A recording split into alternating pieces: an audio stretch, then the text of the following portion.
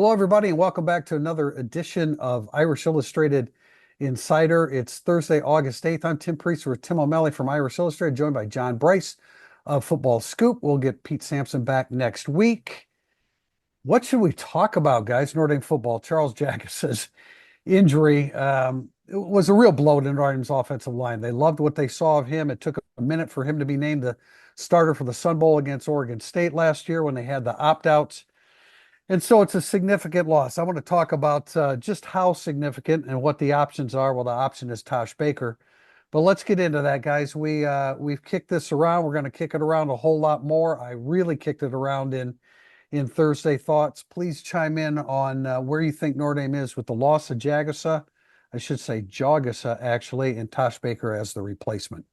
Yeah, the good news is Baker worked at left tackle last year behind Joe Alt. The bad news is he was beaten out as well by Emil Wagner on the right side, and this is his fifth year. Time for him to have taken that spot.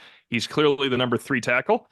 I don't know if that's good or bad news because the number 4 tackles are all young. And if you're a Notre Dame fan that says you need to prove it to me that the next transfer quarterback will be good, or I got to see it from the wide receivers, I think that you should really take people's word for it. Like, there's some people that see these guys play. If you're a Notre Dame fan that says, I need to see Tosh Baker perform well on game day before I believe in him, I absolutely agree with you. That doesn't mean he can't, but all speculation to the contrary is warranted with Tosh Baker because he's really only had one game, the Oregon State Sun Bowl, in which he's had a chance to play high leverage situations since he was too young to be playing in those in 2021. I think that's a great point, T.O., about that he's only had one high leverage opportunity of note since he was unfairly thrust into those Yeah. situations incredibly early in his career. I've been asked this question a few times this week on the Football Scoop podcast, some radio appearances, the severity of this injury in terms of its impact on Notre Dame's offense. I firmly contend the injury to Jagusa is the second most critical injury that Notre Dame's offense could have suffered behind only Riley Leonard. And so I think it's that substantial because I think we all like the depth and the quality of depth and the potential there. In the backfield, the receiver room is completely rebuilt. We love the tight end group, and we like the interior of the Notre Dame offensive line. So to me, this is potentially the second most catastrophic injury that could have happened to the Notre Dame offense. I think it's significant. I don't know that I would put it at that level, JB, because I mean, from my perspective, and I think we're looking at it a little bit differently, a little different perspective here. But the two best offensive linemen are Ashton Craig and Billy Schrauth. The two most experienced linemen are Pat Coogan and Rocco Spindler. So that's a different perspective. Now, there's no doubt about it that Charles Jagusa is a guy that Notre Dame had really, really high expectations for. So it's a significant loss, and I'm not saying that it isn't. But they both, Jagusa and Baker, both started the Sun Bowl last year. I don't know that either one was a standout. I don't think either one was a standout. I think both were serviceable. We're looking at this as, is Tosh Baker ready for Nick Scorton from Texas A&M? Was Charles Jagusa ready for Nick Scorton from Texas A&M?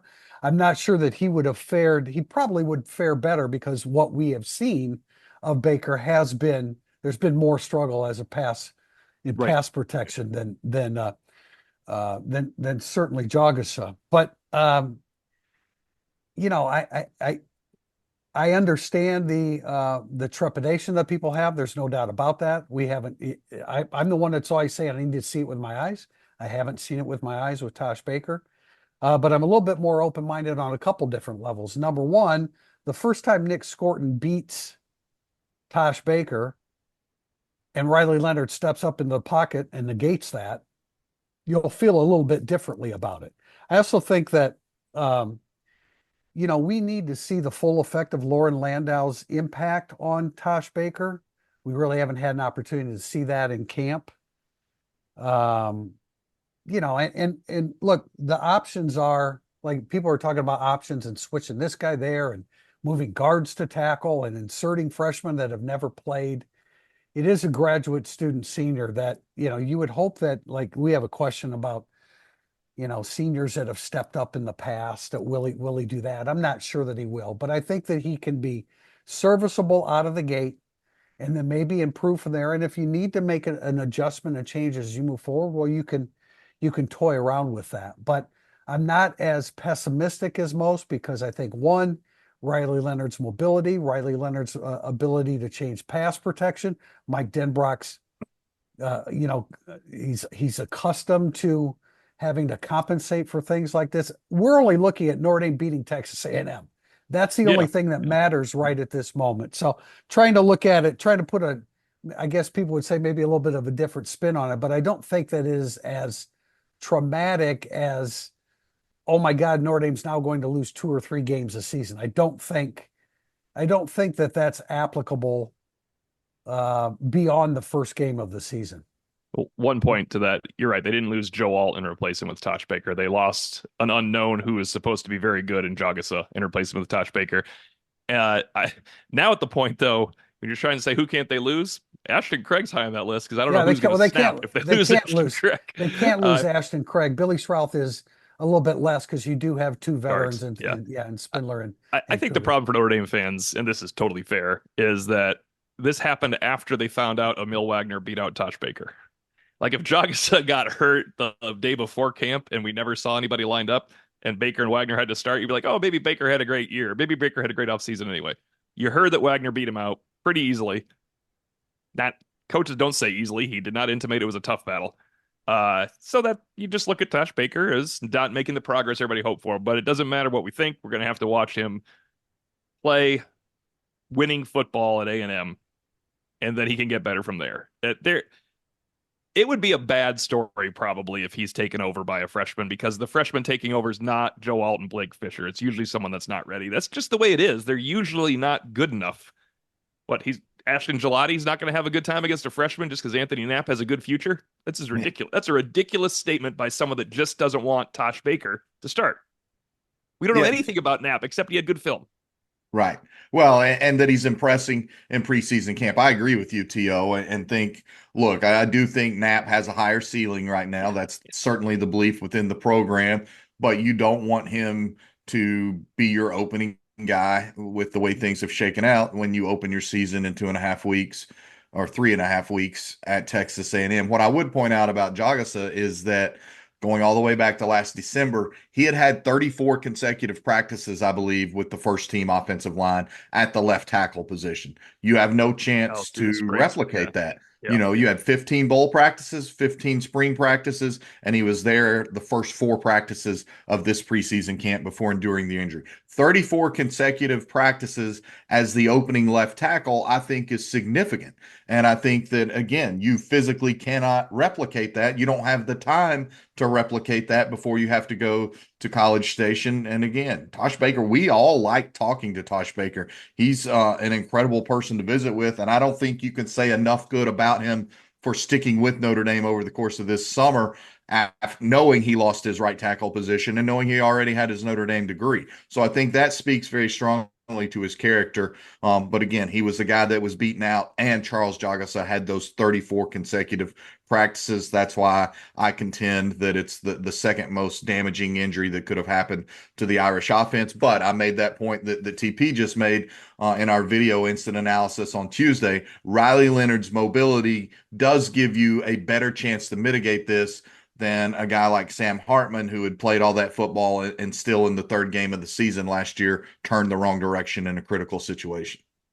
And his ability to change pass protections pre-snap, I think, is significant. I do want to say this as well. The other day, we've seen Sullivan Absher at guard. That doesn't mean that between now and the start of the game, that Sullivan Absher won't be getting some reps at offensive tackle. So we talk about Knapp and freshmen, at least a redshirt freshman who spent the entire spring at left tackle in Sullivan Absher. So, that I think that remains a possibility as well. And I think, Joe Rudolph isn't going to talk about moving guys back and forth if he hasn't vetted it with the rest of the staff and with Sullivan Absher yet. We talked to Joe Rudolph 2 days after Charles Jagasa was lost for the season. So right now it's Tosh Baker, and that's what it should be. Sullivan Absher if he's the second best tackle prospect, he's going to get plenty of work there. I want people to remember this, Emil Wagner was getting first team guard reps last year, because remember, it was accidentally reported across Notre Dame websites.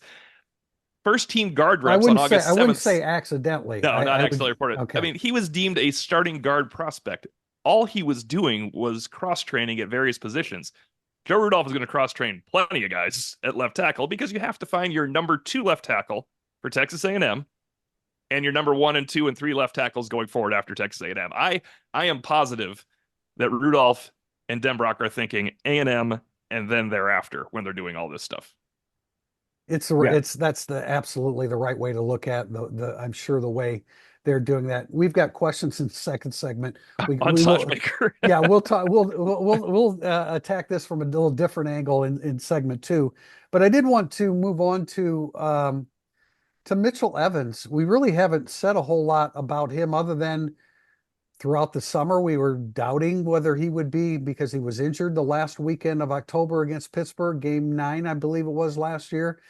A bigger guy, ACL takes quite a bit of time to come back from that. Not saying that he's fully healthy, but we saw him with a sleeve on his knee on day 1, nothing on his knee the other day. Running routes, we don't know about contact yet. I'm sure he's not taking any contact right now, but we don't know that for sure. That'll be something we'll be asking here soon. But and again, you talk about ways to mitigate your concerns about Tosh Baker. If you have a healthy Mitchell Evans back, you team him up with Eli Raridan. Kevin Bauman is healthy. Speaking of guys that don't have a sleeve or anything on his knee, you have Sherwood, you have Flanagan. You're really deep there, and if you have concerns at left tackle, you have options with your tight ends. We've had questions about, are they going to run a lot of 12 personnel now? Well, it's going to come into play more probably without your starting left offensive tackle.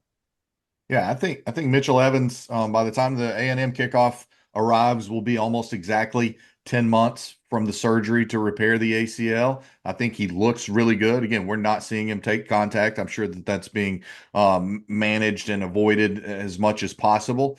But the Notre Dame tight end room, once again, looks like a strength. And I think we all expected it to evolve into a strength maybe 4 weeks into the season. And it looks like it's positioned to very much be a strength from the outset. Ballman looks good. He's moving around well. Also a guy not having to wear a bunch of extra equipment as he comes back from injury. He's big, physical. He's certainly a guy that you believe can help at that left tackle, help the left tackle, do some chipping there, be more involved in some pass pro. And then Flanagan, again, I said it last week, Flanagan's a guy that they continue to really, really believe that he can have a significant impact on the offense this season. And Eli Raridan looks fabulous. So, yes, I think that the tight end room, despite what it's lost in recent years, is once again poised to very much be an asset for the Notre Dame offense. And Mitchell Evans looks really good, and he's a really, really smart football player.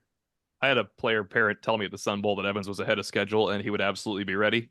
And I thought, well, that's good news. And then I thought, well, it's also been 2 months since he tore his ACL. So how far ahead of schedule is he? He's ahead of schedule and he looks like he'll be ready. I would be surprised if he's not ready. That doesn't mean he's fully capable of hitting the ground running and being the Mitchell Evans we saw at Duke and Ohio State and Louisville, but he'll help. He'll help at Texas A&M in the passing game. That guy gets open and he's a zone killer. And also, when guys are hanging all over him, he makes tough catches. He does. He had a fantastic 3 games, as good as any 3 in a row Michael Mayer and Tyler Eifert had. Just those 3 games. And he's a quality blocker too. I mean, so add him to the equation. Yeah, that was going to be my point, is look how physical we know that he and Ballman can play. And then I told you Eli Raridan point blank told me he's gained 7 pounds and he feels stronger than ever before in his life, yet also does not feel like he's sacrificed any explosiveness, and indicated he feels and has tested more explosive and faster in addition to being stronger. So a lot of confidence from me in the Notre Dame tight end group. We had an opportunity to speak with, moving on to the defensive line, we had an opportunity to speak with Jordan Botelho, L. Washington. And Tim, I want you to share with our listeners exactly what we heard about Botelho, because, that, like, people talk about the senior that explodes. That's the guy. That Yes. that is the guy that you're looking. First of all, you're looking for, and secondly, I think is poised and primed to do that. And then just in general, talking to Al Washington, we talked about this in the instant analysis, talking about going 11, 12 deep and how man, you hear that and you roll your eyes.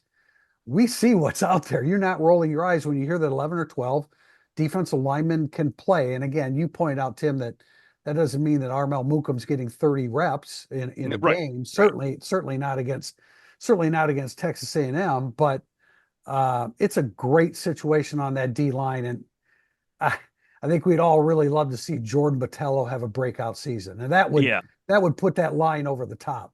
If you'd say, we all give credit to Tosh Baker for staying when he was beaten out and already had his degree. Jordan Botelho was sent home by Brian Kelly.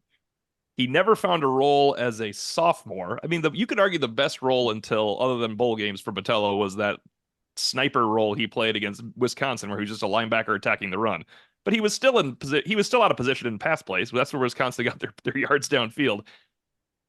He never used to beat people one-on-one. Jordan Botelho. Pretty sure you and I talked about this a lot. Every time you watch Botelho, he's just a guy that gets some pressure because he's strong. And he makes plays in the pocket when other things break down. If he can beat people one-on-one, this defense is going to be fantastic because Botelho's going to, whether he's a good one-on-one rusher or not, he's going to have a good year pressuring the passer, pressuring the pocket, making plays. And what you asked a great question about Washington, what's it like to coach his personality? Because he is up here half the time. And then sometimes, obviously, if you're frustrated, he is going to show those frustrations.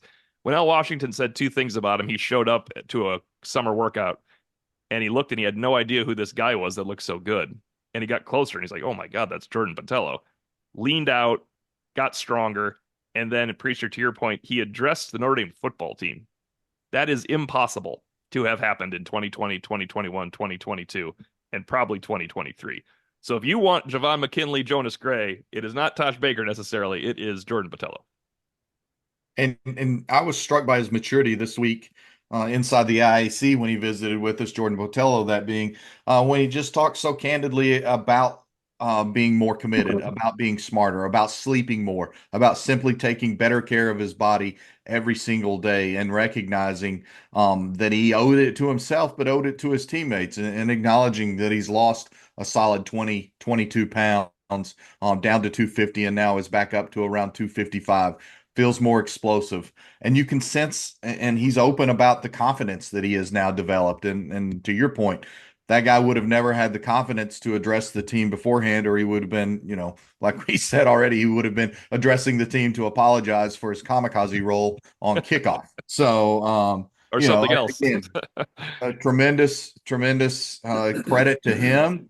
We're hearing more and more about this being a player-led team. I was asked today if I believe this is truly Marcus Freeman's program. I do. I think this is wholeheartedly the most Marcus Freeman program of the three. That's how it should be. But also, I think you're seeing great veteran leadership. Guys on both sides of the ball have told me about a terrible practice they had over the course of summer and then coming back the next day and not having any coaches around and absolutely getting after it and having what all of these guys are saying is one of the best practices they've had of their careers at Notre Dame. I think that speaks volumes, and Jordan Botelho is arguably the leading symbol of that. Imagine if this defensive line had a Foskey or an Okwara coming off that edge. It would really be over the top. I mean, but, that would be. Yeah, but, that's – I don't even know why I And brought they that might up, have one of never, those guys. They're just young. They might Well, have that's one true. of those guys in a Boubacar Traore Yeah. or a Bryce Young. They're just really, really young. This defensive line, Tim, because we talked to them about this, they're majoring in football. You have 4 graduates. 3 of them, I think, have master's degrees. I mean, Oben, I don't know what he has. He's a graduate. We know that. Jack Kaiser at linebacker has, I think, 2 master's degrees. Xavier Watts has a master's degree. Rod Hurd has graduated with a master's degree. That's 6 defensive players that are majoring in college football this season. They have to take some classes. They couldn't even mention what the classes those were because they signed up for them so long ago and it doesn't matter. They are majoring in football after earning their way to master's degrees at Notre Dame. It is going to make a difference this season. That is an insane amount of experience and singular focus on football that you can't normally have. And as if this defensive line, and this defense could get better. I talked, I'm changing gears here a little bit and then we'll wrap up segment 1, but I asked Al Golden about pro style defense. I don't think we've talked about that on the podcast, but just pro style defense, people throw that around. Okay, well, what does that mean? What it actually means is they do things that most college teams don't do, and that's third down, various responsibilities for defensive ends, defensive tackles, linebackers.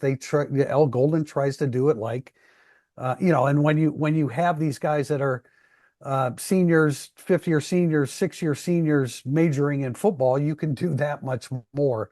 So, I think I encourage people to check that story out on Irish Illustrated because I think it's interesting to just hear that, and Golden gives the Notre Dame student athlete a lot of credit for being able to take it to that, uh, you know, 500 level 500 aspect of coaching because he can teach smart football. He can take it to another level, and most of them are capable of doing that. So, a lot of great things going on the defensive line with some concerns on the offensive line.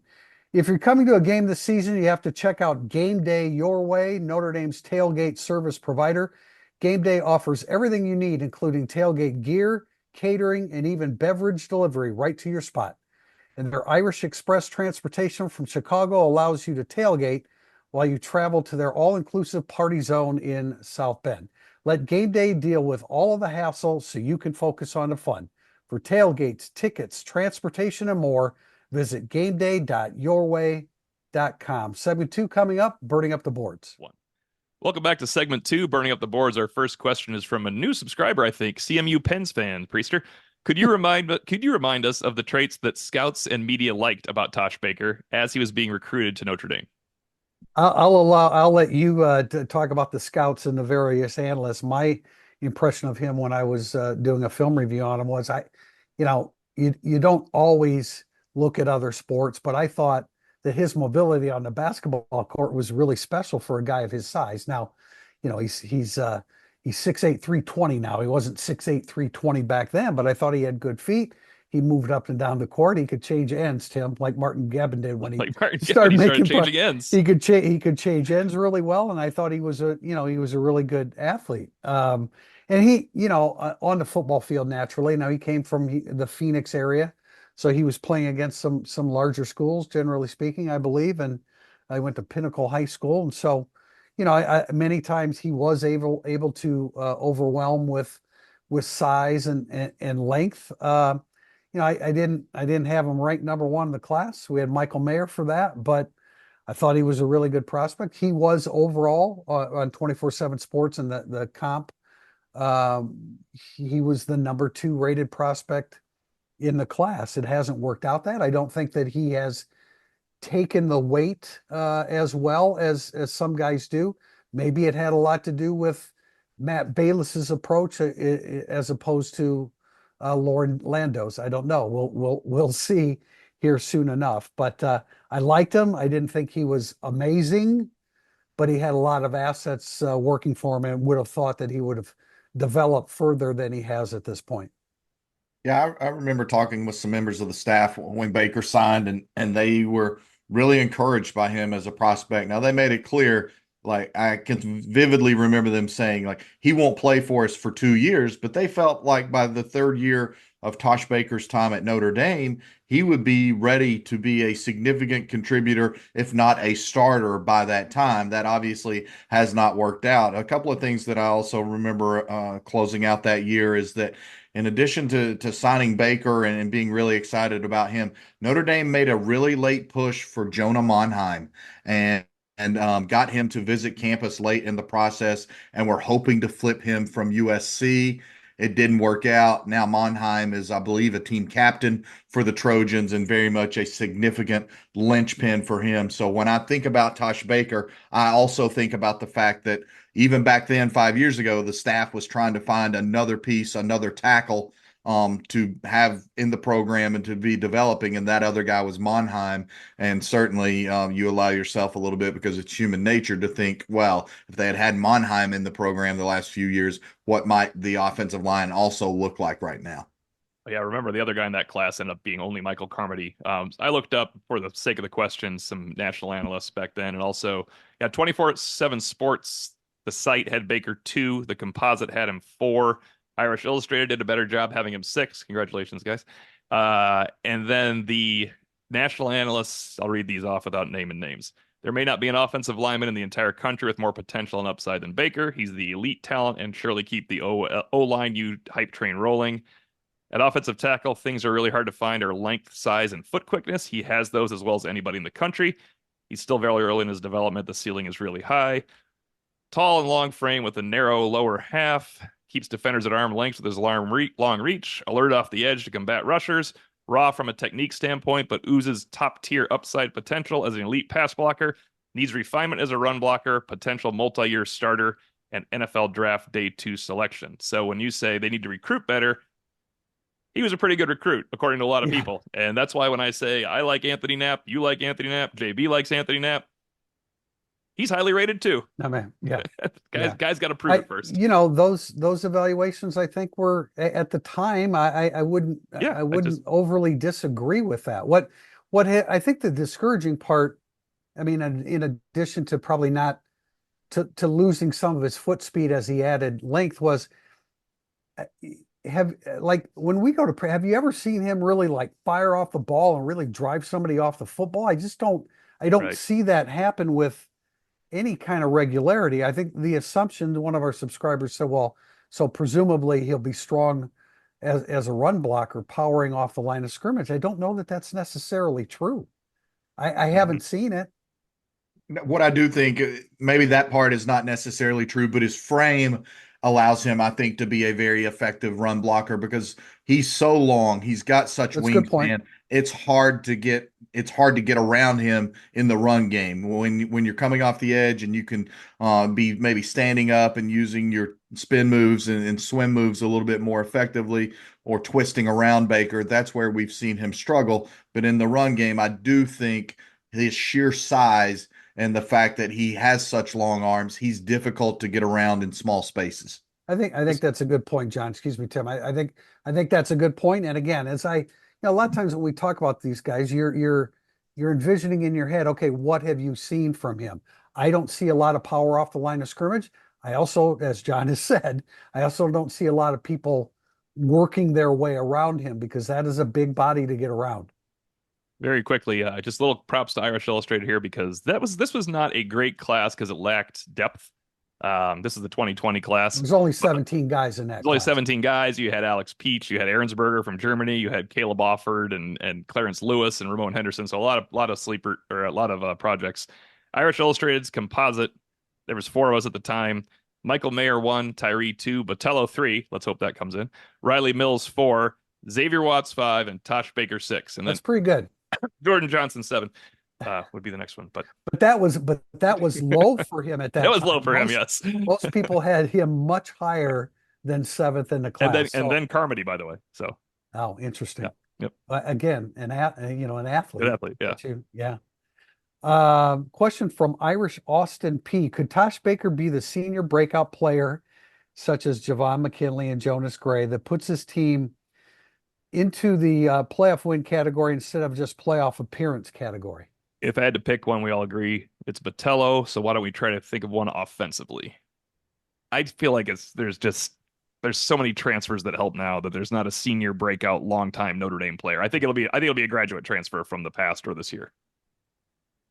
Yeah, I mean, I think that if Notre Dame has a guy emerge as a senior breakout player that leads to a playoff win, it's on the offensive side of the ball, it'll be Riley Leonard. It'll be your quarterback in an era of college football that's the most quarterback driven ever. So yes, if there's a 5th-year guy that makes Notre Dame play New Year's Eve this year, then it will be Riley Leonard, in my opinion. Among players that were recruited and signed by Notre Dame out of high school, offensively, I guess I would say Jaden Thomas. I think Jaden Thomas probably starts. And we'll talk a little bit about depth at wide receiver with a question here in a little bit. But, I mean, a healthy Jaden Thomas, you just like to see a healthy Jaden Thomas throughout the season. And it's a crowded house. There's no doubt about that. I mean, it's going to be difficult for anybody to have. Like what's the number of receptions to lead the team? Probably Greathouse. Greathouse is a volume receiver. he would probably be the guy that would be in the, throw me a number, Tim. I mean, I think it's not higher than 60. Yeah, that's what I was going to say, Yeah. 50 or 60. Yeah. It's not going because there's just too many targets to throw to, which is Mitchell Evans healthy and Eli Reardon take away yeah, 60 catches total. I mean, easily. yeah. I wouldn't go so far as to say that I mean I don't think he just Tosh Baker just needs to be solid and serviceable and not have major breakdowns at key points. He doesn't have to be the breakout player of the year. What he needs to do is play well enough to hold down the starting job the entire Yeah. season. He needs to be the undervalued player of the year by the coaching staff when Yeah. fans want him replaced all the time. But in reality, he did a pretty good job. Yeah, look, there are going to be mistakes, not just by Tosh, but by both sides of the ball, just the same as there are inevitable mistakes in our writings. What Tosh can't commit is a catastrophic mistake. If Notre Dame doesn't commit a catastrophic mistake offensively, like Tosh Baker getting beat, Riley Leonard getting creamed, and turning the ball over inside of its 20, I just don't think Texas A&M will have enough offense against this elite Notre Dame defense to score enough points to win that game. But if Notre Dame turns the ball over inside of its own 20 in a catastrophic play, then everything changes. Next question is from Drewby09. Am I crazy for thinking Notre Dame's best defensive package would have Rod Hurd at nickel and Adon Schuler at safety? JB? I don't know that we've seen enough out of Hurd yet at nickel, and we know how much Clark has come on and how good he's looked in that position. But I like the thought process that the more any of us sees Adon Schuler, the more I think we all believe he needs to be on the field and is going to be on the field a long time. And to me, the thing you love the most about Adon Schuler is that he's going to play a whole bunch next year and then be positioned to be your leader at the safety position next year when Hurd and Watts will be gone.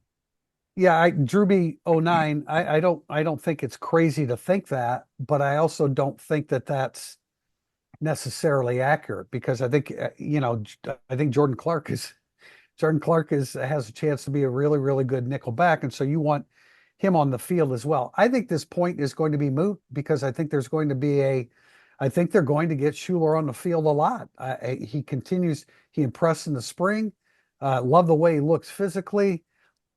Outside of the drop pick in day one, when we saw the entire practice, he looks impressive out there. I think the point is relatively moot because you're going to have Hurd spell Clark on occasion, and you're going to have Schuler spell Hurd at safety on occasion, if not actually get a majority of the reps there. So I mean, we'll see. That was what I was surprised about when we first heard Marcus Freeman comment on Schuler, because he kind of made it sound like Hurd and Schuler a little bit of a toss-up going into camp. So it's all a good situation. I don't think it's a crazy notion, but I think some combination of all these things is what we're going to see. Yeah, I think Jordan Clark plays a lot of nickel against A&M, and Rod Hurd and Adon Schuler almost split reps against A&M. There's times where you want Rod Hurd's experience back there. There's times when you want Adon Schuler's physicality back there. Everything changes as the season goes on. Maybe Rod Hurd, once he assimilates all those 2,300 snaps of high leverage football, it clicks, and he's no longer trying to learn Notre Dame's system. And then, of course, he has an advantage. So Notre Dame likes to rotate their play. I mean, Kyle Hamilton would come off for a series. So Rod Hurd's coming off for a few series. And I would point out that, and this is testament to what Notre Dame has built, especially on that side of the ball, and the continuity with Al Golden and Marcus Freeman, obviously having his fingerprints on the defense for a fourth year Golden 3 years in a row. But this is a defense that allows itself to have situational packages, that allows itself to be able to tailor things based on matchups. And I do think that Adon Schuler's speed in the back end is more valuable against a Texas A&M or a Florida State than what you're going to need against Miami of Ohio or a Georgia Tech or one of those programs. So I do think that Adon Schuler is positioned to potentially be a very key figure at Texas A&M because he gives you some elite speed in that back end, in addition to a Ben Morrison and a Gray and some of those guys. Because Rod Hurd is the guy we know the least about, the most important questions we can ask at the end of this camp are to Golden and Mickens, because we already had Biaggi, about Rod Hurd, and you'll know by his reaction. You'll know by the reaction how far ensconced Rod Hurd is from their reaction. There's no doubt about that. Their coaches can be read. not only in what they say, but in how they look and how they react even before they answer the question sometimes. So that's a good point, Tim. Question from Not J to Fel One. Which player did you not have on the radar has made a move in the first week? One offense and defense, guys. Uh, Defense is easy because, first of all, we have everybody on our radar because 365 days a year we talk about Notre Dame football. So it's Yes. impossible not to have someone on my radar, but they did it. Armel Mukam I, was I not on my radar. He missed the spring. I didn't hear a word about him all summer. He didn't play last year. So Armel Mukam was off my radar. Who you got, JB? Yeah, I would have to go Mookum again because not only him missing the spring, but even hearing Riley Mills talk about him earlier this week, as we alluded to, or the fact that again we've not seen a lot of practice, so I don't want to overstate what we have seen, but in the limited that we've seen Armel Mookum flash inside. We've seen people talk about how strong he is, but also still has the body and the quickness to fight off blocks and to get through there and to kind of get skinny on the interior of the line. So on the defensive side of the ball, for me, it's him. And on the offensive side of the ball, I think honestly, it's Anthony Knapp. I did not expect us to be talking about the ceiling of Anthony Knapp this early and how quickly can Notre Dame potentially get him ready? How quickly can he potentially get himself ready? But over the events of the past week and people in the program, as you guys have alluded to, were really high on him when they brought him in. But then conversations from the last week show me that there's tremendous belief in his upside. And so he's the guy offensively for me.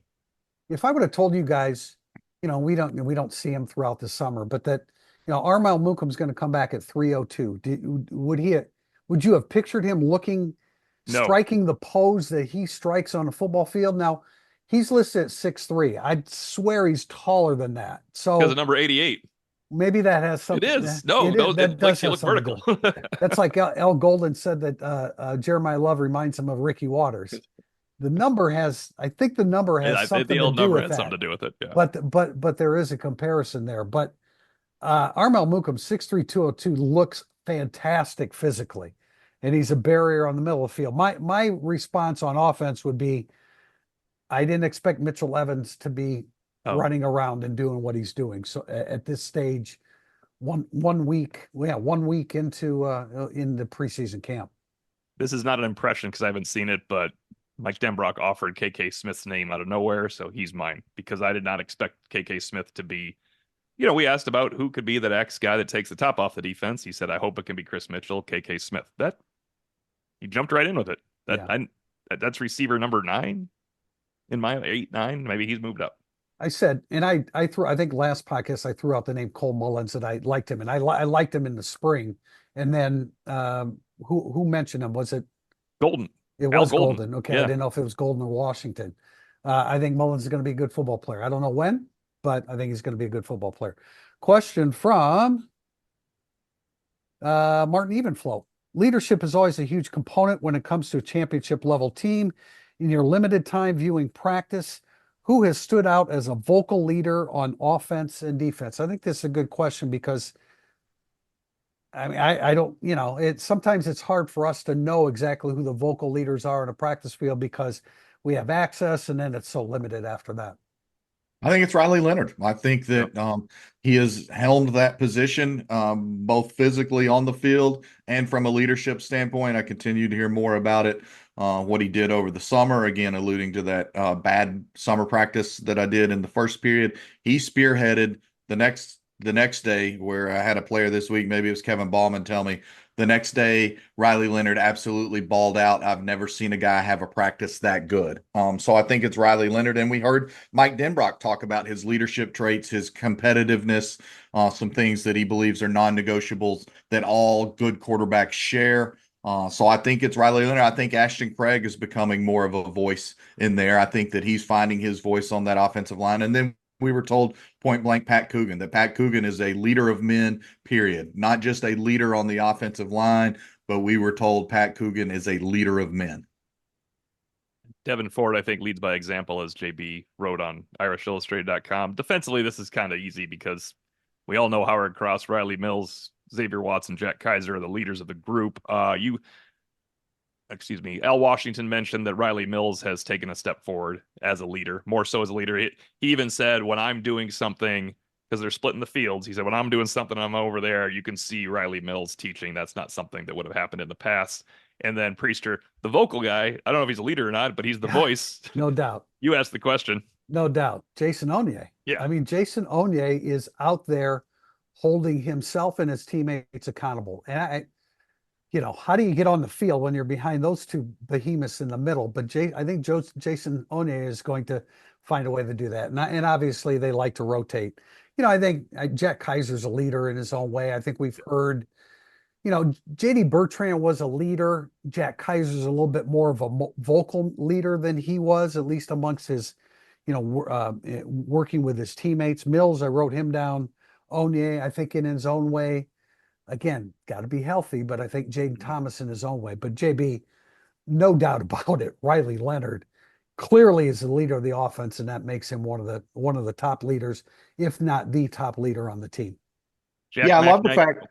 Oh, sorry. ahead. Let me add one thing. I love the fact that can't remember if it was Denbrock who told me this week, or if it was Joe Rudolph or a player, but they were like, Riley gets pissed when something's not executed properly, and he'll go over to the sideline and tell whoever needs to hear about it, including himself, that it's got to be better, that he demands more, that Notre Dame demands more. I've said it already, I love seeing him get pissed off and spike that football on the first practice on the sideline back up into his hand and immediately want to do better. And I think there's a lot of potential benefit to that. From Jack Mac 99, I feel like we haven't heard this guy's name a lot, but how has Jalen Sneed looked thus far in camp? I would encourage Jack Mac 99 to read Irish Illustrated, where there was a nice practice report about all the linebackers highlighting Jalen Sneed.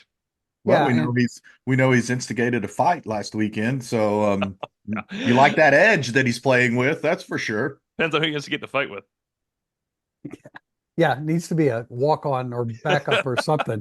I was going the other way. I want you to fight with someone that's I'm not really in a position to answer this because I was on a different mission watching the newcomers last week. But Tim, you had the defense that day with Sneed. And, tell us what you saw. This was Sneed a full and practice. Sneed and Kaiser looked fantastic in the two high-intensity drills Bulla was running them through. One is pass drop, and we'll get back to that, Tim. The other one was coming off the edge and chasing down the back, which was a pad, of course.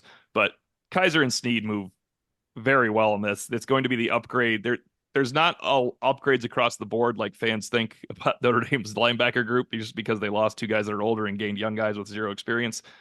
But Jalen Sneed and Jack Kaiser dropping into short coverage and dropping into flats is going to be an upgrade. And we were kind of told that about when we were told at the Sun Bowl. I think Jalen Sneed is going to be good in this role too. He looks. I'm not talking about this is the Jalen Sneed breakout year where he's the third best defensive player on the team. I just mean Jalen Sneed's going to have a quality year. Well, he's come a long way in pass coverage, a long way. Yes, yeah, that was his problem. He admitted it. And people just think that's strange because he's so fast, but that's not what it is. Yeah, I think he could be the X factor at Texas A&M again, because he has the speed to be on an SEC field for a defense on every down, and so he's made this progress that we've heard about from Al Golden. I'm sure we'll hear more about it in the coming days from Max Bulla. But I think Jalen Sneed physically is a guy who can flat out make a difference, truly make a difference in the outcome at Texas A&M. Who do you guys think we'll get for linebackers? Kaiser, Sneed, and Bowen, or just Kaiser and Sneed? I think we'll get it Bowen as well. Bowen as well.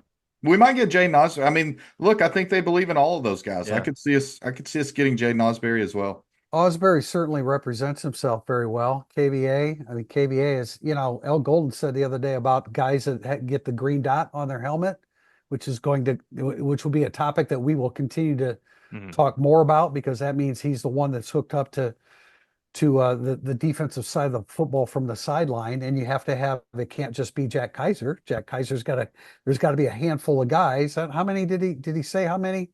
I think each side of the ball is prepared to have like 3 green dot guys. So, KVA obviously only one on the field at a time, and then 2 other guys on the sideline. KVA was one of them.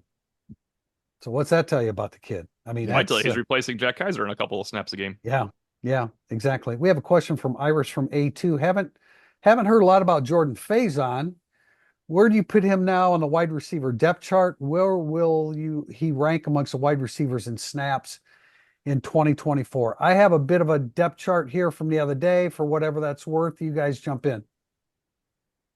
We haven't heard I a lot think, about Jordan Faison because we haven't seen enough practice. There's a lot of we haven't heard a Yeah, lot about because we haven't right, seen enough to see it right. to talk about these guys. yeah, I think we haven't seen a lot of practice, and he's been moving around some from the We haven't slot. talked to Mike Brown, so we Yeah, don't have, Yeah. quotes right. about the entire receiving core. Yeah, they're giving Faison opportunities to expand his role in the offense. I still think because of the retooled wide receiver room, because of the depth, because guys like Chris Mitchell and Bo Collins, the Faison's biggest impact this year may be as the punt returner. I think there's a strong belief he can be Notre Dame's starting punt returner and be a difference maker at punt returner. They believe he has the ability to take it the distance on any given time. He had a, I have kind of assumed he would be Notre Dame's punt returner, so I really hope he is Notre Dame's punt returner because yeah, that gets exciting when he's back there. Remind me, guys, and maybe someone in the thread can do this about this podcast. We do have everybody we've talked to. We have in-depth stories on everyone, and we did kind of list wide receivers where they've been cross training and everything in one wide receiver story. I think Faison working at X to the field and Greathouse working to the slot. I'm going to be really curious to see if 2 weeks before the game that's still happening, or if that's trying to get them cross trained to play multiple positions because that's what Denbrock wants. The slot is so crowded. If Jaden Greathouse is the starting slot, Faison and Jaden Harrison are not going to have the numbers we think they would have. But I think Greathouse will be a starter at 1.5 positions. That that's yeah, what he's well, saying yeah, it. he's going to have flexibility. Faison will have flexibility. Harrison won't. Mitchell will be an X. Yeah. Thomas could obviously slot and Yes. W. Here's what I saw the other day: Greathouse in the slot, Mitchell at X, and Thomas at W. Those were the first guys that came out. Then you had Harrison, who's a pure slot, Faison at X, but he can play slot, and Collins, of course. I mean, Collins, of course. Yeah. it doesn't matter who starts. Those six guys are going to play a lot. Greathouse is who's going to play? I mean, Greathouse may play the most. Yeah. Yes. Uh, it's really hard to say. I don't a pecking order really. I That's don't the think six is pecking over. order, and then you Right. need. I don't think it's overly pertinent at this point. Just those guys are going to play, I and just wonder then if it'll be Gilbert or J.K. Colsey. Smith as the seventh or Colsey. There's three Okay. guys that could be the seventh, but Gilbert. I mean, 2 practices ago, Gilbert repped before Colsey at W. Okay. But that doesn't mean. I mean, That someone doesn't said mean on our board that Colsey repped first in a practice. I must have been on the defensive field that day. I did not see that. I didn't see that either. But look, there's going to be a rotation there. They've got the guys to do it now. It's still astonishing that this receiving core is as deep and as quality as it is. I've said it before. Micah Gilbert in years past would have been heavily in the flow, and he's like number 7. Cam Williams can't even sniff the field probably this year. Logan Saldate showed some things in the little bit that we've seen. A great situation there. I think JB, I'm more confident that Jordan Faison plays a larger role in the passing game, but I am totally in agreement with you on him as a punt returner. I believe he returned 2 last year. One was a very impressive 20-yarder. The other was an 8-yarder. I think he is, if not a distance guy, he is a field position changing guy in the punt return department. Not to, I just want to put a bow on this, but we've come a long way since, and this is not a shot at him, it's a shot at the guys behind him. We've come a long way since explaining to everybody why Matt Salerno absolutely has to play over the faster freshmen that know nothing about the offense, will jump off sides, and can't catch balls in practice. Because Matt Salerno was that person, number 4. Yep. Number 4 at one point, and we were not just saying that. Yes, that's incredible. Unbelievable. T.O., I want you to answer this. C.R. Lewis, 80, Notre Dame, I believe, was at 86 scholarship players at the beginning of fall camp. Has it been said publicly whom or how they are now down to the 85 scholarship limit? No, they are at 86 publicly. I don't think they will tell us who 85 is because I don't think he goes off real scholarship anymore. I think NIL handles his money, and NIL allows him to be on the Notre Dame team. He will be a player that doesn't get to play because you have to have 85 guys. Well, he can play as a walk-on, Notre Dame has no reason to announce this anymore unless it's really heavily pressed, and I don't think they have to tell us. Marcus Freeman told us they were at 85 back in before the summer started, so they're at 85. Somebody is. Doesn't matter anymore because there doesn't have to be this giant public display of this guy's not on the team anymore. It is he's on the team, he's getting money somewhere else. Good. I think good point about NIL compensating. Yeah. Do we want to speculate about this, or is that a little unfair? I mean, it's unfair because you could name guys that were walk-ons that got scholarships, but they're player number 45 on the roster. Is it fair for Marcus Freeman to say we need to we're going to actually take your scholarship away, but we're going to cover it all with the money from NIL? I think it's a guy that's closer to player number 80 than it is number 45. So that's my speculation. Is a player that wouldn't play. It's neither here nor there in the grand scheme of what's going to happen this fall. It's neither here nor there, and I want to be fair to anybody and everybody that's in that situation. Yeah. All right. Question from Chico 4923. And I want to, Annie Davis, you had a question very similar to this. Any feedback of Riley Leonard actually running and how he's looked in that regard? We have heard about his competitiveness and toughness and that he's got a bigger arm than Denbrock expected, but not a peep about his mobility progress. I don't. Yeah, Riley Mills told me this week about a play where Riley Leonard tucked it and got the edge and took off upfield, and he was just like, the guy's fast, and you could tell Riley Mills was expecting to be able to chase him down, had an angle on him, and Riley Leonard just outran him. So that's what I continue to hear. Eli Raridan told me this guy's actually really fast. I think Ashton Craig may have alluded to the same. So yeah, we're not talking about it a ton. All I continue to hear about is what a really good athlete Riley Leonard is. And yes, I mean, I've tried to make clear that I think his mobility is a huge factor, and it's going to be a huge factor from the very outset in College Station. I think it's a great question because I don't have an answer. JB had the answer. That's good. I assume Riley Leonard is running great because he's a great runner and he's healthy. But yeah, I guess we haven't seen any of it. But I mean, I don't think it's not maybe I haven't talked about it because I don't because he's healed, for crying out loud. Right. If he's healed, he has been. He was semi close at the end of spring. He's participated. He's done camps. He's done the Manning camp. He's gathered players together. Which of the players? It's hard for us when we talk to 19 guys in a week. Said that he was competing with Collins during the summer for various, testing results, thinking best that athlete on the team type thing. Right, exactly. He's not injured. He's healed. I mean, I get the not a peep thing because we haven't talked about it, but personally, I haven't talked about it because he's healed. Guys have injuries, they have surgeries, they heal. It's not an issue. Yeah, I've assumed he's great, and I've also assumed they're not tackling him because they're not. So that's what it comes down to. We'll see him run against A&M. It'll be a fast track, and I hope Riley Leonard doesn't have to run the ball 16 times against Texas A&M. That's my number one thing. He shouldn't have to run it that much. No. How many? 12, 10, 9? 4 carries, 3 touchdowns is what they need out of Riley Leonard in that situation. So that's what they need. Wrap us up, Tio. From Shibe 43, if the Irish and A&M defensive lines both hold major advantages over the opposing offensive lines, which position or group on the other side of the ball for both teams could dictate the outcome of the game? And this is a great for instance. For instance, the Irish secondary being able to lock down the A&M receivers or linebackers being in position to swallow up a run game. JB. I think it's probably what I alluded to moments ago, the Irish linebackers. I think a Jalen Sneed can make a game-changing play in this contest for Notre Dame. I think they need it. Again, I think if you're Notre Dame, you hope you get a game-changing play from your defense, particularly I think the second level can do that, and you hope that you don't have a catastrophic play from your offense where your offensive line maybe breaks down and causes Riley Leonard to turn the ball over in the backfield. You live with the Riley Leonard pick if it happens 30 yards downfield. But I just think this is going to be such a field position game that you really don't want to have a turnover like that on your minus territory, and you expect your defense can make a play that turns around the game.